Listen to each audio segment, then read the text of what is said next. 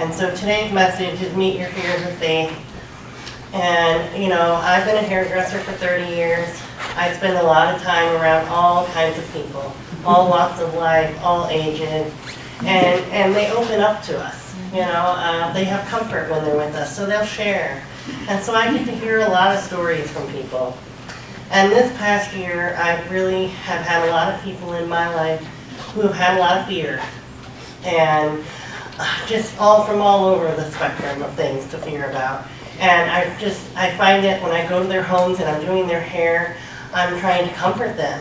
I'm trying to give them hope. I'm trying to counteract that fear. You know, they're sharing their concerns with me, and then I try and come back to them with something in a positive way or a different perspective. And I realize that it's just such a strong thing all around us. You know, it's a topic that I think we have to start discussing more often. Our society uses fear to manipulate and control us. It comes from all different directions. So if we don't start recognizing it for what it is and trying to protect ourselves from it, trying to counteract it, we get sucked up into it. You know, it's like a wave of fear. We're all being pulled into it.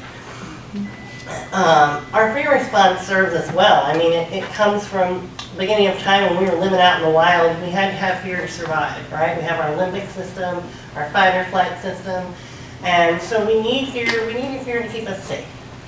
But, you know, of course, humans found out early that, oh, we can use fear to control, to manipulate, you know. Good old humans. They find ways to use things, right? And so over humanity, over the history of humanity, it has been used against us, and it's been cultivated in such a way that I looked this up, and I'm sure it's higher. Over 300 million people globally have anxiety. You know, and I'm sure that's a low number because there's a lot of people that aren't reporting their anxiety. I personally have 5 people in my life that suffer from anxiety disorders. So I spend a lot of time honing fears. Growing up, I experienced fear in 2 ways. My mother had extreme anxiety. And for anyone who doesn't know, I was born with a cleft lip and palate. It's a birth defect that no one else on either side of my family had. When I was born in '73, they didn't do ultrasounds, so my mother had no clue what she was getting when I was born. And with a woman who already had anxiety, a 20-year-old woman with her first baby, you can imagine. So she kept me in a little bubble. And her and my dad were baby Christians when I was born. They weren't raised in church, but they found God when they were, right before I came along. And my father, strong-willed man. Both my parents had kind of rough childhoods, and they bonded with each other over it. But their response and how they came from those bad relationships with their parents were different. My mom came with all this fear and anxiety, but my dad came with this will, this strong will, this stubbornness. Oh, I'm not going to let anything affect me. You know, I'm going to push through these things. He served in the military during Vietnam. Thankfully, he didn't actually go to Vietnam, but he lost a lot of friends, and so it gave him this strength. So when I came along, here's Mom, basket case, every little thing, you know, all the surgeries I had at a very young age were very stressful on her, and she had a lot of meltdowns. And as a kid, I saw this. And I, didn't know what to think. She put a lot of her fear on me, so I developed a lot of that fear. But here come my dad. My dad was my superhero. This man had unwavering faith. He believed everything would always turn out okay, no matter what. And he'd come in with Mom in tears, just losing it, and he would talk her down. And he would give her that hope, and he would give her that faith. And I just watched that throughout my whole life. So even though I could lean towards Mom's side and I could have this fear and this anxiety about every little thing, then I would always remember Dad's side. Come back at it with faith. God's always going to take care of us. He's never let us down before. He's not going to let us down now. And so I got to see that kind of both sides of the coin. And as I got a little bit older, I became a lot more like my dad.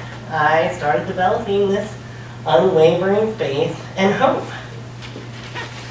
And so, you know, I've experienced a lot of the ugly parts of life. I've gone through some rough times. I had a husband with extreme anxiety who had had a very, very rough childhood, a lot of fear, and I had to become like my dad. I had to become that wavering hope and have faith that everything would be okay. So I was always having to be there to push him and make him realize we're going to get through this. But I'm not saying that every day I walk around without fear. Just know that. It's there, okay? But I try to counteract it. And as I've gotten older, my inner being voice keeps getting stronger. When I started studying metaphysics and I started opening my mind to this understanding of I'm having this human experience, but this is not who I am, right? My inner being, my soul, my spirit, that's who I am. The more I've learned about that, the more I've studied, the more I've been here with you all, that voice gets louder and louder. And so I listen to that voice, and I quiet that human voice, and I focus on that inner being. Because our inner being, our spirit, our soul, it doesn't have fear. It's directly connected to divine energy. There is no fear there. That is all love. So the more we get in tune with our inner being, the more we listen to it, the less fear we will have. We are energetic beings, and we are the creators of our own reality. I love to listen to Abraham Hicks. I know I've talked about that before. And when we really focus on things that we're afraid of in our life, we stir up that fearful energy. And then we just get more fear coming to us. We're just drawing it right into us.